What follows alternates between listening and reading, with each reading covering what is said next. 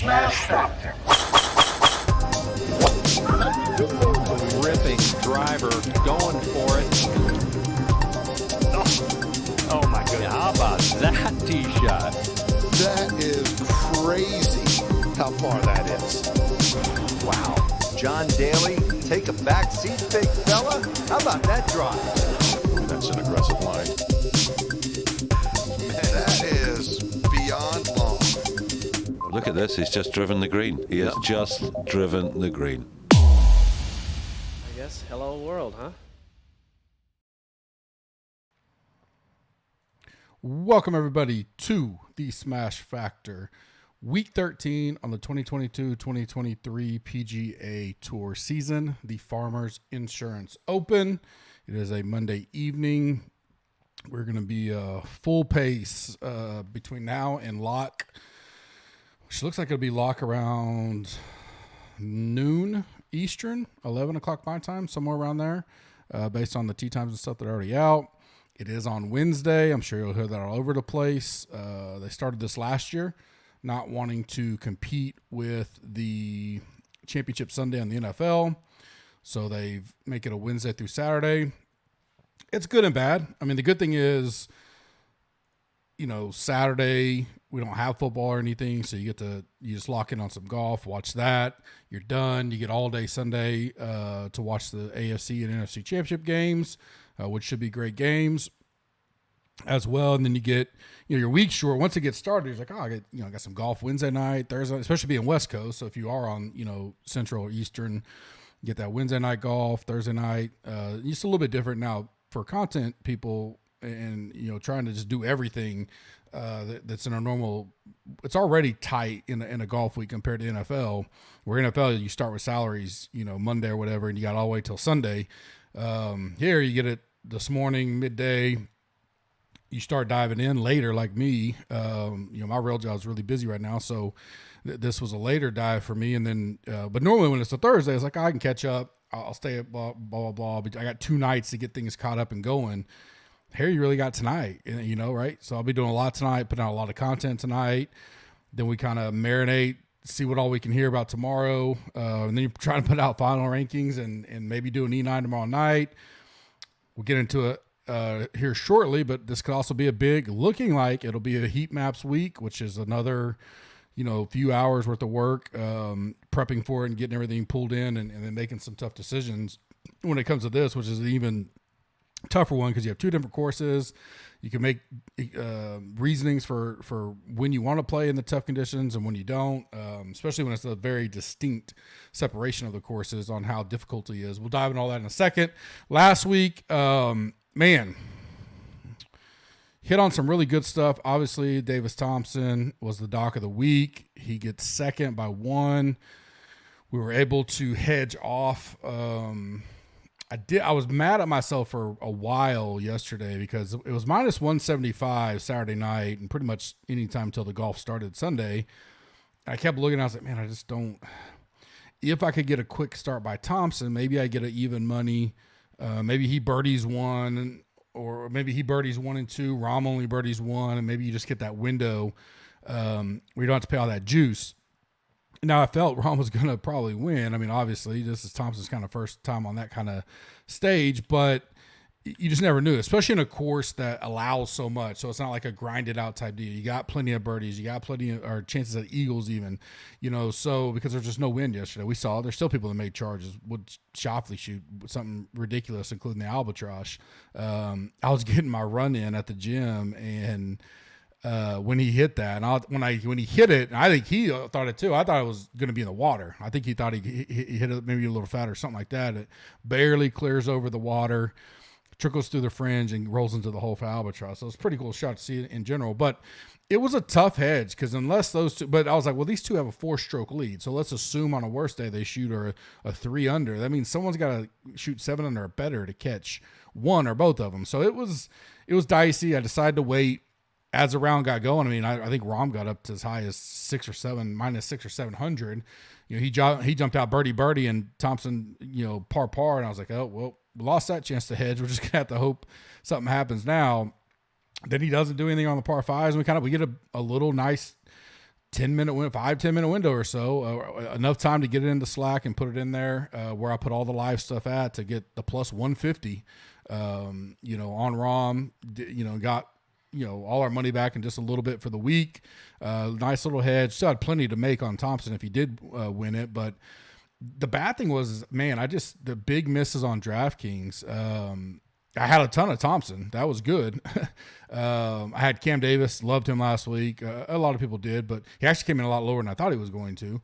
But him missing the cut was bad. Not even missing it. He missed it by a lot. So it wasn't like, because then I had a lot of guys that finished right at -9, -8 that hurt, but he didn't play good at all.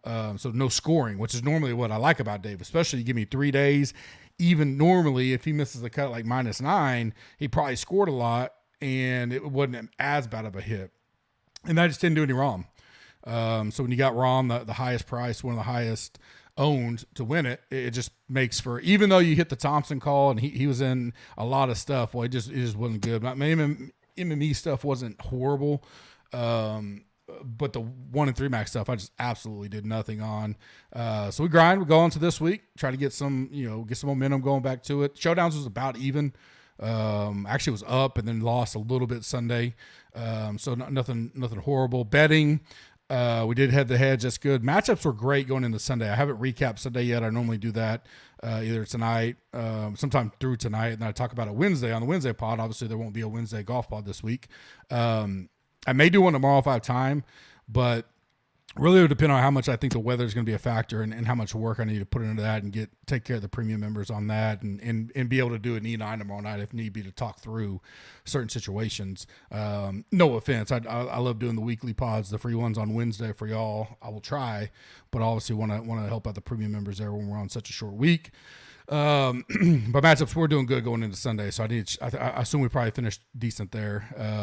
Had some shout outs. C Roberts 0928 takes a 555 ticket.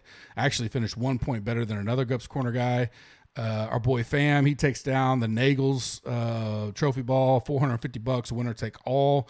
Plus he turned another $30, $40 into I think another $400 or $500. So he had about $50 in, I think, on the week from what I saw. And made about 800 plus. So a great week there. Chappy Chaps came in, said he for a busy week, but he was able to get in on round 4 with the article and 4x his money on Showdown. So that's awesome as well. If you'd like to join right now, use the code SMASH, 20% off any package, includes a 7-day risk-free trial. That's on all packages. You can utilize that. It stays with you. So if you want to upgrade later, add on tools, don't add. All we have is all content or full site, which will be the Green Machine lineup optimizer and golf tools and NFL tools. So it's just 2 options. All the things we provide are provided in that. It's just whether you want access to the tools or not. Hit me up if you have questions on that. Rate and review us on iTunes. We'll be doing big giveaways as we hit these big tournaments. Normally the players, it's kind of the first big one. Then we do huge one for the Masters, but it looks like Riv will be a Millie Maker as well. So we'll probably do some giveaways that week, get the golf crowd going. And I always look at these when I'm doing the free giveaways. Who's done reviews on us. I keep all the older ones. So you can go put yours in there. If you can't remember, just go do it. Most of the time it'll show you that you've already done one. So you can be like, all right, just save it. It doesn't matter. It'll still catch it. If also free to enter by doing subscribe, like this video, and in the comments section, tell me who your favorite play in the 9K range is this week. Out of the top, what is this? 9 priced guys, which is everybody but Matsu. Those 9 are in my top 16 right now in ranking. So very top heavy to say where you got to decide what you're going to do. Then I think more than anything this week, that what's going to sum up to is game theory and where you want to, zig where they zag type of deal, because there's going to be some forced spots, I think, based on weather, perception, all that kind of stuff. And do you decide to get different? Get into that in just a minute as well. But tell me who your favorite play in the 9K range is. That'll get you into those free drawings. Probably start that with Riv.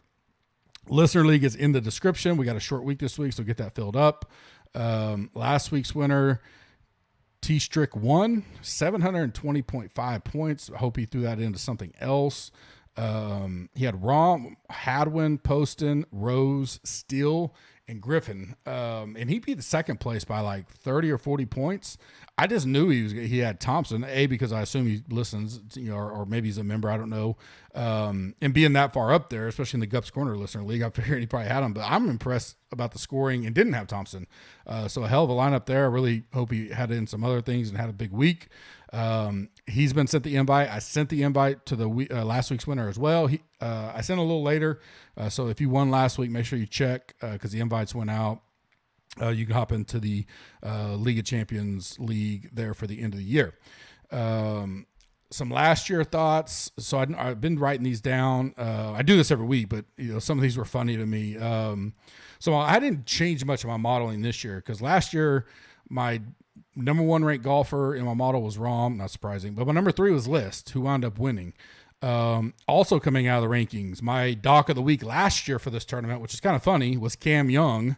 Which I would say I was the first of the industry on him that early. He was 1.6% owned last year here at $6,600, which is kind of comical thinking about where he is in his career now. But the doc of weeks have done well. We don't nail them all the time, but for the investment you have to put into that, it certainly seems to pay off more times than not. He finished 20th, by the way. I guess I got to say that. So he did do well. He returned his value for sure at 1%, 2%, and $6,600. But I'm sticking with most of the stuff I did last week. It wasn't just, List and Rahm and obviously Young popping in there, but several of those guys that were up on that leaderboard were all good in the model. So when I say model, just overall process and rankings where I get to for the week. So I'm sticking pretty much the same, outside of the weather. We'll get to here right in just a few seconds. So these guys will play Wednesday, Thursday.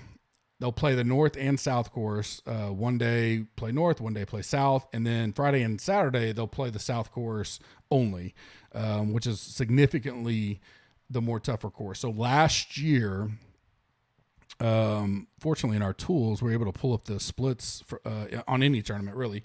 So round 1, the South played 3.6 strokes harder. Round 2, the South played 4.8 strokes harder than the North. So it's a pretty big difference in the scoring between the South and the North. So generally, normal conditions or both days are going to be about the same. Obviously, you're going to target showdown guys from North only. Some guys can go low for sure on the South, but I wouldn't even risk that. Even more so than last week, I'd be North 100%, and I still will this week. The question will be is how we play any kind of potential weather issues. We'll get through the course first real quick. South, tough, par 72, 7,700 yards.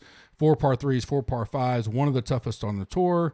It's tough off the tee shot, tough to keep it in the fairway. Rough can be very penalizing. The Kikuo grass. I'll be keying on iron play as well. Stroke gain irons in our tools that mixes approach and around the green. I like that because if you're a great approach player, then the around the green doesn't come into play as much. And then vice versa. If you do miss greens, we get to see you around the greens. I just like that blend. And then long irons are going to be, a key this week, 200 plus. You get POA overseeded greens on the South. North, we just mentioned, much easier to score on. Bent grass greens, which a lot pure green. You don't know about bent, pure to putt on. Just easier in general. Kenny breaks down the full breakdown on the site if you want to go check that out, or on his podcast.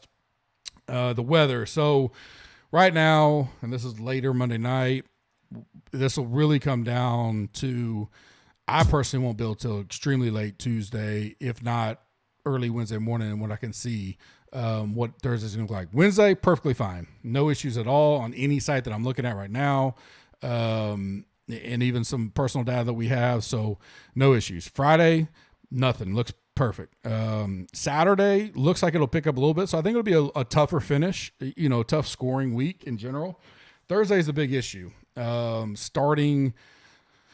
these guys, because they're going off on both courses, we saw this last week, and they'll go off in threes, and they go off front and back. So they'll play All the tee times locally will be from 9 a.m. to 11 a.m.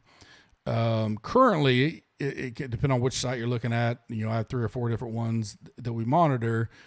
About the time they tee off, you start seeing some of the strongest projected winds of the week kick up fairly quickly with some 20-mile-an-hour gusts. And by noon, it's a steady 21, 22 mile an hour with 29 to 31 gust, and then tapering off again later in the afternoon, still to be stronger than any part of the week.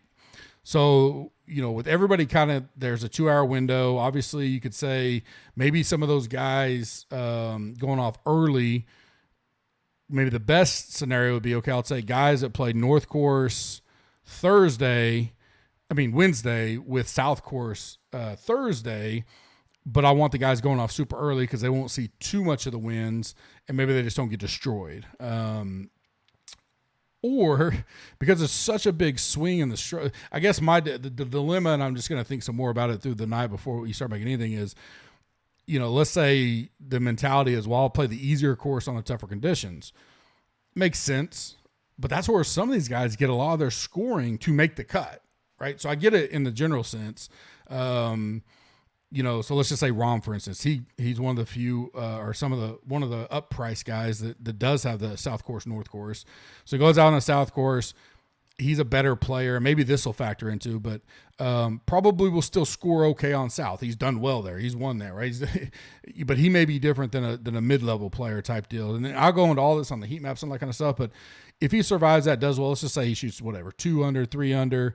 These guys on the North Course are shooting 8, 9 under, that's probably aggressive, 6, 7 under. We saw it last year. The average was 3.5 stroke difference, right? The question will be, would you rather be sitting in that situation where you're 3 or 4 back, you get to go play the easier course, but it's going to be windier?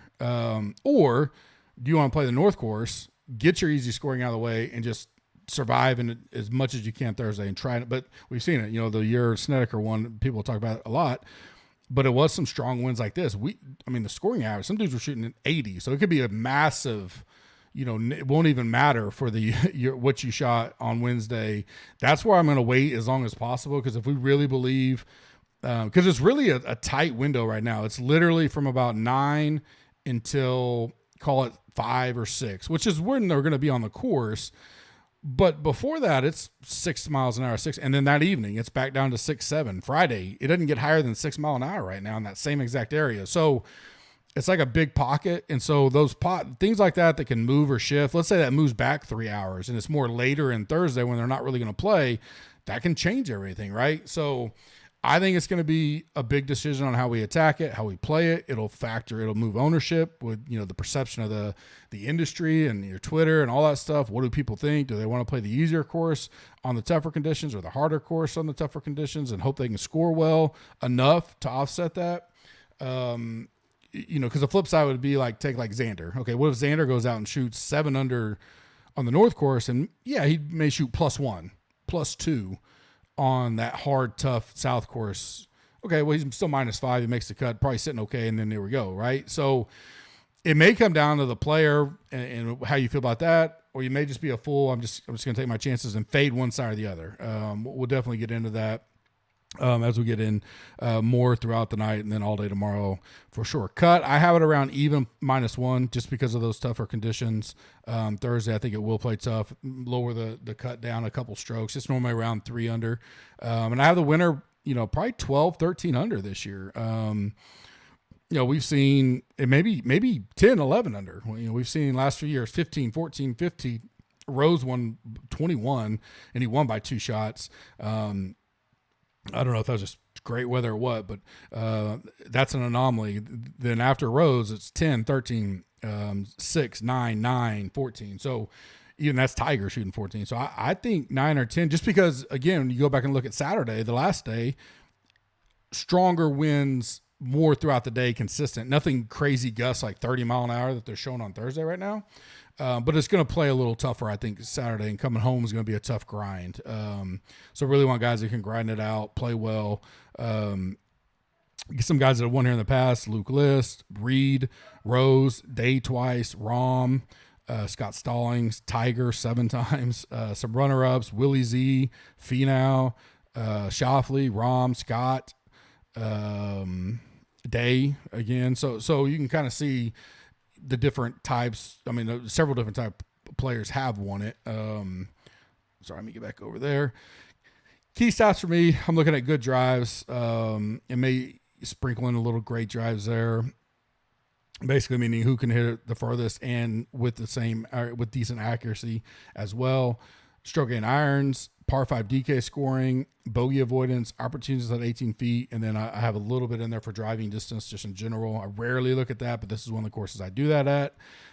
34 guys have not played this course since 2017. We do have a full field being both courses, as we mentioned earlier, so you'll have 156. There's 152 now, and then 4 qualifiers today that'll get added. Salary ranges 4 in the 10K, 6 in the 9K, 11 in the 8K, 13 in the 7K, 88 in the 6K. So Sweet 16, the way I'm going to do this for now is I pretty much am going off of I may be looking to play the guys going South Course and North Course based on the weather right now. And I don't think the weather's really going to change. I think it's just a matter of how long and wide do we think that Thursday looks? Meaning, we always think back to the players last year. Like the reason why that got all out of whack was the rain and the issues, and they couldn't play because of all the rain and stuff, and it got pushed out, and so it just threw off any waves that you projected. Here, I think it's either going to be it's going to be that it's not going to really going to get where Wednesday becomes a better day or Friday, nothing like that. And it's just wind. There's no rain in the forecast at all. They've had a decent amount of rain here already, but with the no rain in the forecast or anything, it's either going to be windy and you're playing in it, or it's not as bad as we think. And okay, if it's a 2 or 3 hour window, how much do we want to put into that is really kind of where you're at. But what I'm going to note in the Bubble Boy kind of outside the top range, the others are guys that I like that maybe playing the opposite way. So as we get through to tomorrow night and building super late, those will be guys that if things shake out that I may go to had we not had any weather issues at all. And also the bigger deal is because we're not on the same course both days. So if this was South Course, all right, well, everybody's going to be playing the same course Thursday, and there's really not a big advantage because everybody's going out within 2 hours. There's no big waves like we're used to.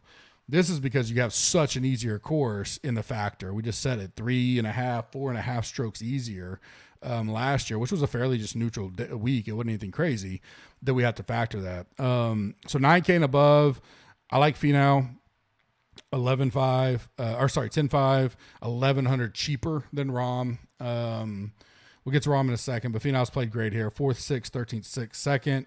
Coming in playing great, a 7th and a 16th. Likes his plays it well. I'm interested to see how much he's on, and really when it comes to between him, Rahm up there, they both have the South Course, North Course rotation. 1,100 are cheaper though. You can't get them both in the lineup per se. It'd be really tough, and it's pretty strong up top, but it does weaken off quite a bit down low this week, even more so than last week. But he's the guy I want to go to. I plan on going to. And maybe even, Rahm's my bubble boy. I'll get into that, but really decipher what people want to do with him. They just keep rolling with him. He's fine. He is priced up significantly more this week. So that makes it, if you go that route, you're into a little bit different builds. But will he be owned at that price? That's kind of why he's a bubble boy. Let's kind of pull it all together here. But, he's a bubble boy because, all right, do people go, I'll just take my chances that he can't win 3 straight because he's won the tournament champions 3 straight that he's played in Amex, and then now, but his record here, a 1st, a 29th, a 5th, a 2nd, a 7th, a 3rd, that'll kind of decipher how I go up there. Just, all things being equal, I like Finau right now, save the money, maybe gets me into a little bit more of a balanced build, but he's still not cheap. I think he would have been the highest last week. I can't remember what Rahm was. I think he was 10.5 or 10.6. So still not cheap, but I like him. Sung Jae, 9,300. Definitely go back there. I like him a lot. Was a great bounce back play last week. He was one I was on, did well. I was on Tom Kim. He did well. Very frustrating on the misses I had, but it is what it is. Never missed a cut here, and gotten better every year. 52nd, 36th, 32nd, and 6th. 13th at Tournament Champions, missed the cut when he burned everybody, but bounced back last week to 18th. So I like him at 9,300. I like Montgomery. This would have been Willie Z, but right now I have him in the maybe not so favored draw. So Willie's kind of that bubble boy per se. Rahm is too for a different reason, but if I decide that I'm going to go, maybe I hadn't dissected the tee times fully. I did pull into my rankings real quick the rotation so I could reference it, but maybe he's going out somewhat early Thursday, and so it's hard to say Thursday because I'm thinking round 2. But and if he is, maybe I still play some Willie Z because he gets an easy course on Wednesday, and then if he's going out early, okay, I'll take my chances. That type of deal could come up. But as it says right now, I do like Montgomery 9,200. He just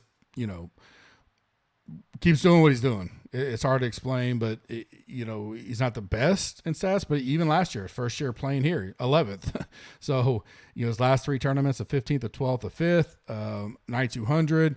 See how popular he gets. I mean, he's not a guy I'm scratching and clawing to get to per se, but I don't mind playing him at all. And then if Willie winds up being in a favorable position for me weather-wise, I definitely like Willie this week, 9,700, so I want to reference that. And then Rahm's a true bubble boy for what I said earlier. Is he going to get love at that price? Is he going to get ownership? If people want to be off him, I certainly will play Rahm.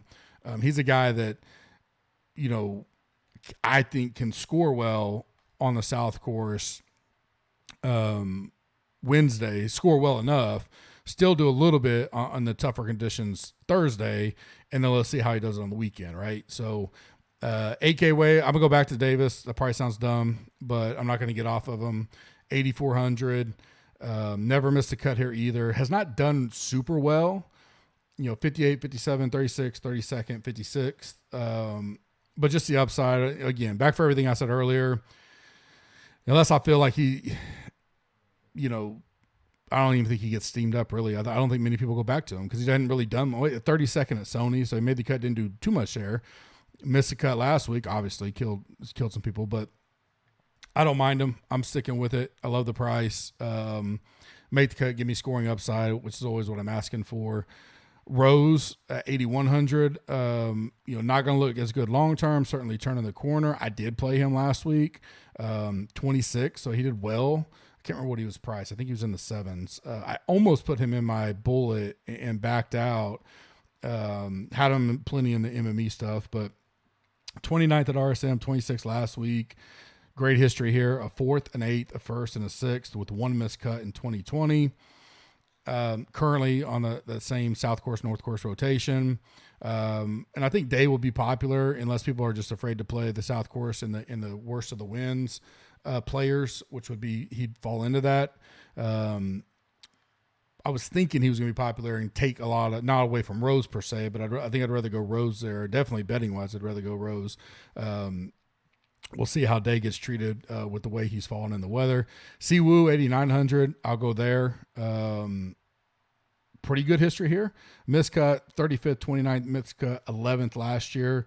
Coming in great form. Obviously won the Sony and then backed it up with the 22nd last week. At a pretty low own. So I don't mind him at all. Worry a little bit about his good drives. He's not as strong as some others and not as much off the tee, but he's done well here. 3 out of 5 made cuts and, finished top 35 or better with the almost top 10 last year. So I don't hate that. I don't know how much I'll be in the 8Ks in general because I do like some of the up top and I don't love a super lot of the super cheap guys. And so I really feel like I'm going to be, like a hybrid balance type build this week, which would kind of force some of these 8s out and maybe loading up some more on 7s. Some guys that are on the opposite side of the rotation that maybe wind up being the one I want to be on. We'll see, but that I would be Day and Spawn. So those are the 2 bubble boys. And then 7K Griffin, I like him, 7,300. Just keeps playing well. It's kind of like Montgomery. He's just a lot better tee to green wise. But he also putts well. And Montgomery punts amazing, but his stats just aren't overall quite as good, especially some of the approach stuff. But he keeps getting it done, so I can't doubt him. But Griffin's what? $1,800, $1,900 cheaper. So I like him a lot this week. 29th, 12th, and 32nd coming into here. 11th in recent form, 20th in stats overall, 7th in stroke gain irons, 12th in bogey avoidance, 36th in opportunities, 39th in par 5 DK scoring. At that price, I really, really like that play a lot this week. Smalley, 7-7. Solid week last week. Where's he? There we go. Finished 22nd, 5th at RSM. Made the cut last year, didn't do much with it, but a 56. So I'm going to deep dive with him and kind of see, did he do anything on the South Course, or was it just all? That's one thing I like to do, especially this week in the deep dive, is some of these guys that have, quote unquote, made the cut and look all right. Did they get all, most of their scoring from the North? Because I want guys that can at least do something on the South to give me upside, for GPP type lineups and stuff like that. But outside of that, I like, he's done well. 22nd in stats, 27th in recent form, 3rd in opportunities inside 18 feet, 14th in irons, mid-pack, 64th, a little better than mid-pack on bogey avoidance, 46 in good drive. So at that price, that's enough there for me to take a look at that. Davis Thompson, I'll go back there. He gets, I think he was 69 last week, $900 price bump, so nothing crazy. Does have the South Course, North Course rotation. 54th at the Sony, 2nd last week. Hadn't played this course yet, though. 16th in good drives. He is a great driver of the ball, so that will come into play this week, I think. 32nd at par 5, 28th at bogey avoidance. All the things there that I liked last week that made him dock of the week, I'll go back there.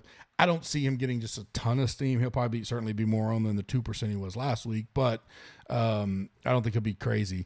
Some guys on the opposite side right now that I would take a look at: Dietrich, Ben Taylor, and Pendrith. So those are guys I would have had potentially. When I'm saying opposite side is I like them, but right now I'm seeing that as maybe not so favorable. I just, because the extremes the South can have, I just lean towards, unless we get that window of guys that go out early on the South Thursday, that I'd rather be playing the quote unquote much easier course in what could be tougher conditions, because I don't think your big numbers will be as bad over there as you shoot 4, 5, 6 over on the South Course.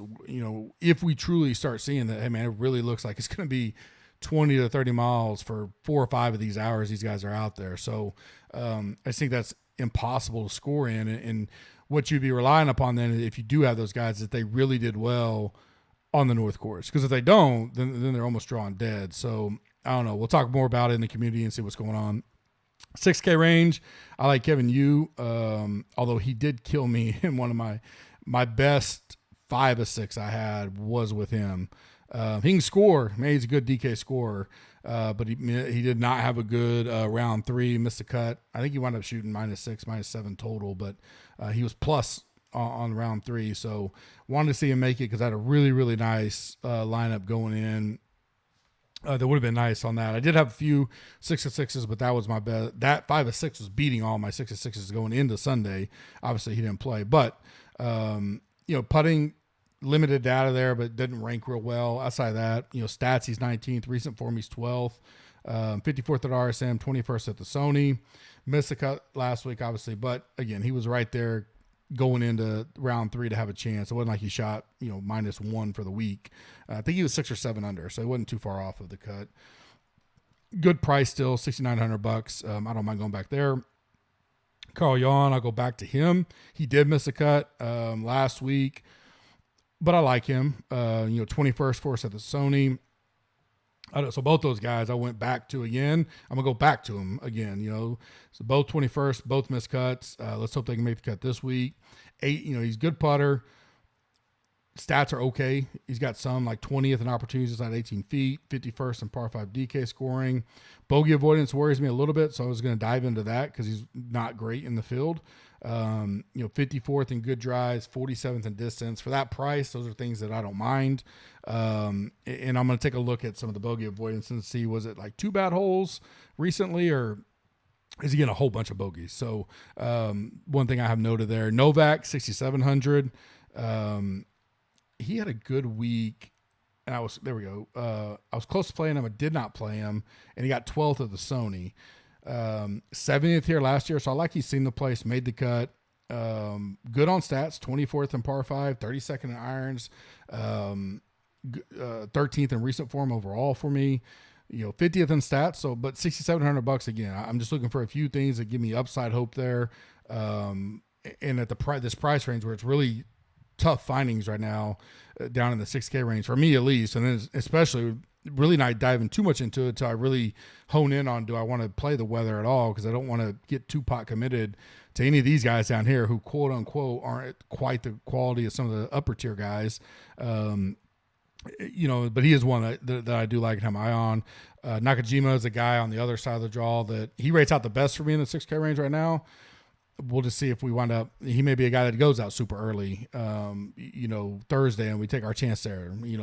I don't know that there may be a few guys like that. I said that earlier, that I don't get all pot committed and lock into a full-fledged rotation. And a majority may come from the South Course, North Course rotation. I pick a few guys I think could score well, survive early Thursday morning and hang on type of situation could be the way I go. But he's number 1 in Power 5 DK scoring, 29th in good drives, 22nd in bogey avoidance. Really like him a lot. Just got to see what his tee times are and all that. He does have the North Course, South Course rotation. If he looks like he's going to be in the middle of that, 20, 30 mile an hour all afternoon, probably not going to get there though. Fade of the week for me right now would be Morikawa or Matsu. Those are two that I just don't really like very much. They both right now are playing the South. Well, they are playing the South Course on Thursday. I don't mind Matsu overall. It's probably the one I would lean towards there, but definitely I'll be off Morikawa. Not paying $10K for him with so many different options going on there. I don't play him a lot, but I don't like him this week that much either. Sleeper of the week, I'm gonna go with my boy Patrick Welch, $6,300. He's only played one tour event. He did play well. His stats will pop if he just pulled that 1 week. He plays at OU, so he's a Sooner guy, but he is a Cali guy. He's from California, West Coast guy. Has done well in college at desert events, stuff like that. Going to be familiar with this type of grass, the putting and stuff like that. Happens to have the South Course, North Course rotation like Rob and the guys. So for that price, I definitely will have some of him. I've seen him out at the club around here as well. So I like him a lot. I think he's going to be good, solid. He also, if you've never seen his videos, look at him. He hits cross-handed, and it's freaky to watch. So it's opposite hands on top compared to what we normally would hit with, but that's how he hits. And it's pretty cool to watch if you haven't seen a video of it. I've seen it in person. It's freaky, but you can look him up. Patrick Welch, that's my kind of sleeper of the week. I don't imagine most people will be talking about him. Gut feel plays are like Kitayama, Jaeger, Stallings, and Neesmith. Those are the 4 that kind of stick out to me right now. Betting top 5 of the pop and 2 long shots provided by Underdog and Price Picks. Been having some good weeks on that, good days. We got NFL this week coming up. I put out my Price Picks every night. I try to give 3 or 4 that I like the most, and you can mix and match what you want on those. Underdog, I hadn't looked to see if they're doing anything for this week. Obviously, they had 3 or 4 different playoff best balls last week. But any kind of best ball stuff over there I enjoy as well. And they do have over-unders and pick'ems as well. And so I'll shop prices, quote unquote, between the two. Both use the same code GUP, dollar for dollar match up to $100. Link is in the description there if you want to go take advantage of that. And again, I release plays every night on the site. And then normally when I have the Wednesday pod, I'll give away my round 1 picks for free on that as well. Top 5 for me, I like M20, Montgomery 28-30. Davis 50-1, Smalley 80, Rose 50-55, somewhere in that range. 2 long shots. Ben Griffin, I'll still go. I'm gonna stick with him for a while, and then Jaeger's 150 as well. Those may be better top 20s. We'll take a look at that. I probably will throw a top 20, and maybe even a top 40. I think we should get that this week on Mr. Welch. There, he's 1,000-1 to win, so I think his top 40 would still play pretty well. So I may hit that up. As an official bet also. One and done guys I like right now. The 4 I like, Finau, M, Montgomery, and Davis. I will look at Willie Z if he does want to make in the DraftKings quote unquote kind of pool, then I would think he's another guy that I like, and I always give out my final ones. Normally Wednesday, but I'll give them out tomorrow as well. Plan on doing an E9 tomorrow night. Probably be later because we're going to try to get as much information as possible. If I wind up having to do heat maps, I'll throw those out there. We can discuss that. It's we talk about more strategy and game theory and ownership and all that kind of stuff on that. I enjoy them. Even when I go solo, Kenny will join me for all the elevated events and majors. But I enjoy talking to you guys in the Slack. It's always a good time. Don't forget, Smash, get you 20% off any package right now. Locked in for life, includes a 7-day risk-free trial. Hope you guys have a great rest of your Monday, and we'll be back tomorrow hitting up all the premium content and getting ready for a short week. Thanks.